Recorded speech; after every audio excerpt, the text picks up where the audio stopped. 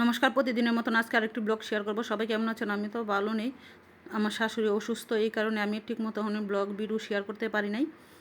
কারণ আমার শাশুড়ি অনেক অসুস্থ, হঠাৎ করে ওষুধ খেয়ে পাও ভেঙে গিয়েছে। কিন্তু এখন যে কী সমস্যাতে আছি, ঠিকমতো ভিডিও দিতে পারি না, পেজে সময় দিতে পারি না। আর এখন আমার পেজের যে অবস্থা, এখন আমি কী করবো? সবাই একটু আমাকে কমেন্ট করে বলেন কীভাবে দিয়ে আমি পেজটা খাড়া করাবো। আর এখন সকালবেলায় আমি পাউরুটি আর চা খেয়ে নিলাম, খেয়ে তারপরে ওইটা দুপুরে রান্নার আগে ছানাচুর মেখে নিয়েছিলাম মুড়ির সাথে দিয়ে।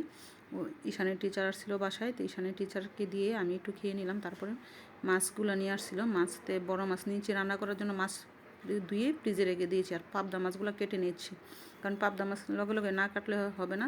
তো হাতে একটু সময় ছিল, এই সময়ের জন্য আমি কেটে নিলাম। তারপরে রান্না করার জন্য মাছগুলো ভেজে নিলাম। তো আজকে আমার শ্বশুর শাশুড়ি তো পেঁয়াজ খানা, তাদের জন্য আলাদা করে আমি জিরা দিয়ে মাছ বোনা করে নিলাম 4 পিস তাদের জন্য। কাঁচামরিচ বেটে শিলপাটায় কাঁচামরিচ বেটে আর ধনিয়া পাতা বেটে নিয়েছি।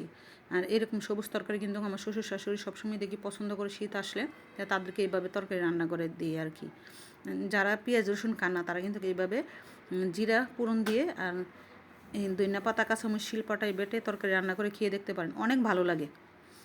এটা হচ্ছে তাদের জন্য। আর ওইদিকে লাল শাক রান্না করে নিলাম। আর এখন বেশিরভাগই পেঁয়াজ রসুনের রান্না দেখাবো না, কারণ যেহেতু আমার শ্বশুর শাশুড়ি আমাদের বাসায় বলতে কি আমি হসপিটালে ভর্তি, এই আর কি।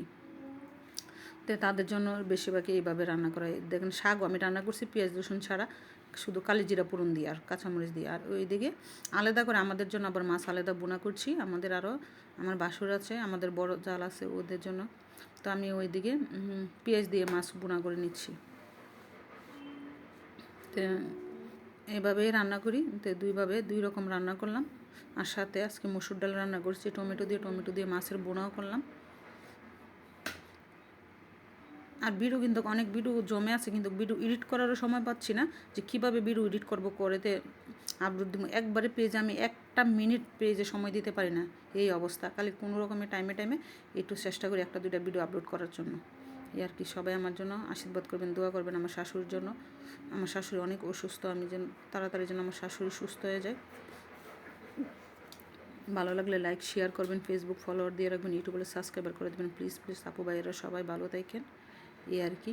তো এই ছিল আমাদের রান্নাবান্না। আবার কিন্তু সবার শেষে আবার ফুলকপি আলু আমি বেজে করে নিয়েছি, বাজি করে রেখে দিলাম যেন রাত্রের জন্য, কারণ তরকারি যদি শর্ট পড়ে দেখা যায় যে, আর একটা বাজি করে এক্সট্রা রেখে দিই আর কি।